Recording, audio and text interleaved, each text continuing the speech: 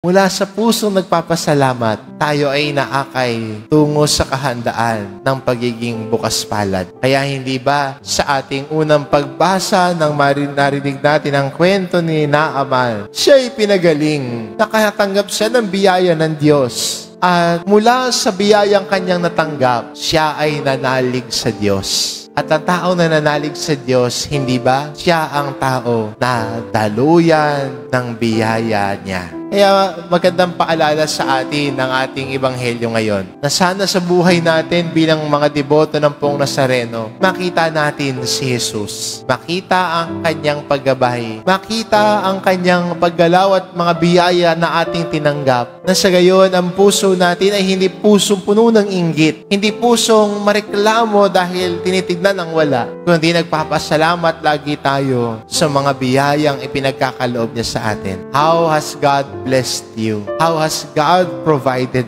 for you? At sana yun ang madalas nating makita bilang mga deboto ng Poong Nazareno. Mula sa puso ng nagpapasalamat, tayo ay iniimbitahan na maging daluyan ng biyaya ng Diyos. Dahil ang pusong nagpapasalamat ay pusong bukas palad. Amen.